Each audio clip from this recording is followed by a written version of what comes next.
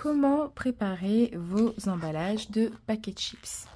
Donc, une fois que vous avez fait votre design et imprimé, voici ce que ça donne une fois que du coup le design de paquet chips est imprimé du coup sur votre feuille de papier, soit du papier photo, du papier mat. Là, c'est vraiment à vous de décider. Donc là, moi, pour le coup, j'ai utilisé comme d'habitude le fameux papier Koala, le papier photo brillant de 120 grammes. Donc, moi, ce que je fais, c'est que je sais pas là si on voit bien avec le focus. J'essaye de quand même laisser, donc par rapport au template, je laisse un peu visible du coup les deux lignes que je mets qui me permettent de délimiter du coup l'avant du paquet et l'arrière du paquet. Si vous avez déjà un paquet de chips sous la main, le mieux effectivement c'est de par exemple mettre le paquet de chips et du coup de faire l'emballage directement. Mais là moi juste je suis en train de préparer des emballages en amont pour pouvoir ensuite insérer les paquets de chips à l'intérieur. Donc il faut savoir que ça, pour les paquets de chips, il s'agit de d'une feuille de format A4 et cette taille-là en fait peut prendre que des paquets de chips de, on va dire de 25 grammes en fait. Donc si c'est trop gros, ça va être compliqué de fermer ou alors vous pouvez mettre des petits paquets un petit peu plus petits. Donc pour préparer votre emballage de paquets de chips, donc on a imprimé. Avec les lignes qui sont du coup toujours visibles, ça nous permet de savoir où est-ce qu'il faut qu'on plie. Donc on tourne. Ensuite, on fait attention de regarder où se trouve, parce que normalement les traits sont censés être sur le côté. Donc moi j'aime bien les laisser un peu visibles pour justement me permettre de savoir où est-ce que je vais du coup placer mon pli. Donc ensuite, une fois que je suis bien, je plie. Et ensuite, on passe à l'autre côté. Comme ceci. Donc pareil. Et ce niveau-là, j'identifie. Donc parfois, ça peut arriver qu'on plie comme cela. Et là, on ne voit pas très bien. Mais la ligne qui est censée être sur le côté est trop comme à ce niveau-là. Donc, on garde quand même le petit repère pour savoir où, à quel niveau on est censé mettre la colle. Donc, parce que moi, je ne l'ai pas laissé apparent. Mais vous pouvez le laisser apparent si ça vous permet d'être plus à l'aise et d'être sûr que vous avez la bonne taille. Et une fois que je sais que je vais être bon de ce côté-là aussi, hop, je plie. Mon repère, c'est vraiment ça, c'est que je veux voir si j'ai assez d'espace du coup entre les deux pour quand je vais mettre de la colle pour que ceci tienne bien une fois que mon emballage est fermé. Et voilà, donc du coup là on a maintenant les plis pour savoir l'avant du paquet et l'arrière du paquet. Maintenant il faut appliquer la colle pour du coup fermer l'emballage. Donc si on veut faire un emballage déjà pré-fait, c'est-à-dire fermé sur les côtés sauf là-haut, moi je mets un petit bout de scotch double face ici, de la colle en bas et de la colle sur le côté que je sais que je vais mettre par-dessus. Comme là, j'ai un petit peu débordé avec mon encre. Je vais camoufler tout ça en mettant de la colle ici pour fermer là. Ok, donc là, je vais appliquer un bout de scotch double face en haut.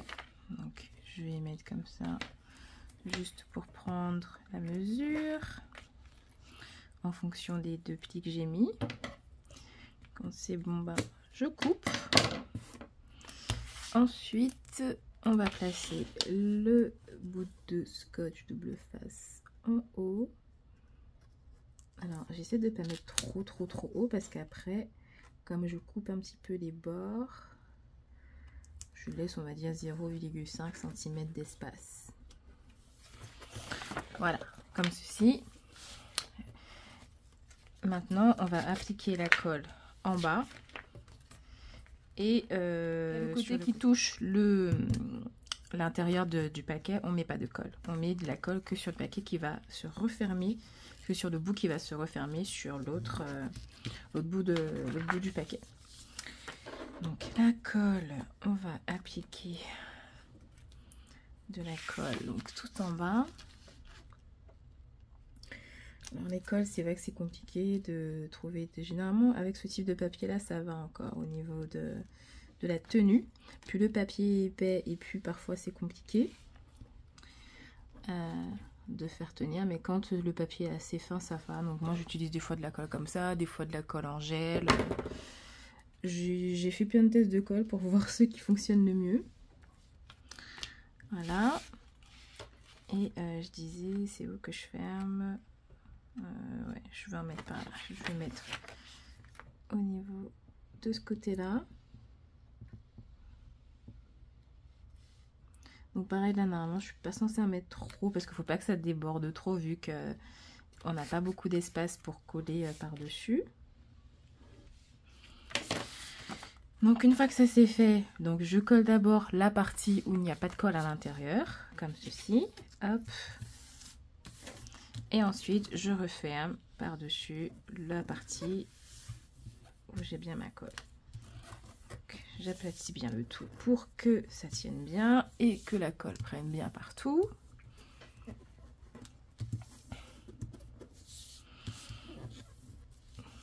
Hop.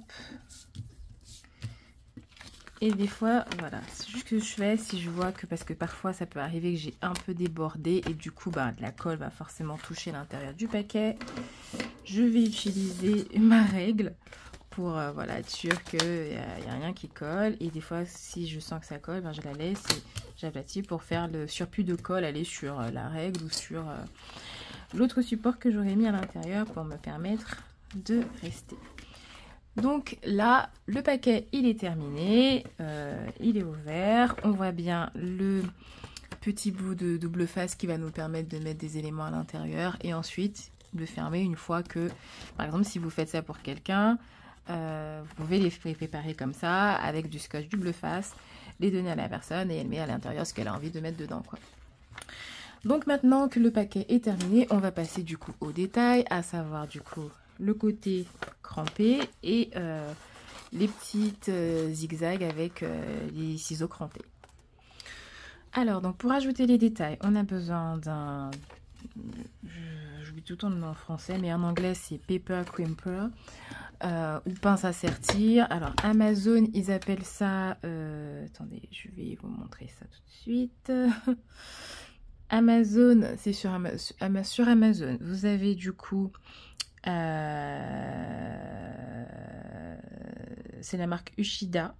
Donc si vous tapez paper crimper ou papier crimper, normalement vous allez le voir apparaître dans la liste. Ou vous tapez pince à sertir et normalement vous trouverez du coup vous le trouverez du coup sur Amazon. En tout cas moi j'ai pris là-dessus. Je ne l'ai pas vu ailleurs, mais c'est sur Amazon que j'ai pris le mien. Et bien sûr, on aura besoin de ciseaux crantés pour pouvoir ajouter les petits détails. Ok, donc du coup, votre paquet de chips est prêt. Et donc du coup, maintenant, il faut ajouter les détails. Donc là, on va placer le bas de notre paquet de chips, du coup, dans la pince à sertir. Donc moi je tourne, généralement je fais en sorte de mettre des traits jusqu'à toute la partie où j'ai mis, quand j'ai mis une doublure. Quand j'en ai pas mis, je fais en sorte qu'il y ait à peu près 3 ou 4 traits. Et donc là, hop, comme ceci. Et maintenant l'autre côté.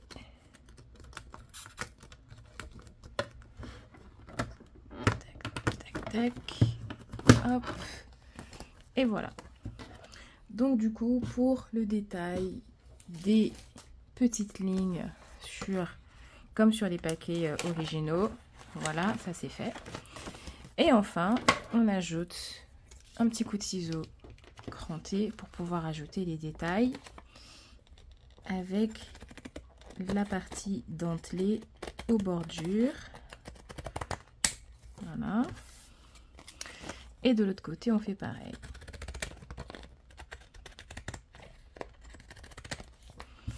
Hop, et voilà, du coup, vous avez un paquet de chips prêts. Généralement, quand vous avez des chips, bon là, j'en ai pas sous la main. Du coup, je peux pas vous montrer, mais vous pouvez mettre... comme je l'ai fait à Noël, par exemple, j'avais mis plein de petits chocolats ou des bonbons. Comme je vous disais, ça, pour moi, ce sera un paquet de confiserie. Mais du coup, à la base, c'est mon template de paquet de chips qui est fait pour mettre à l'intérieur les petits paquets de chips de 25 grammes. Par exemple, vous pouvez, avant, si vous voulez leur donner la forme, appuyer un peu comme ça sur les côtés. mettre votre truc, si vous mettez des bonbons ou des chocolats, et ensuite vous fermez pour du coup lui donner le format, enfin le côté un peu gonflé d'un paquet de chips.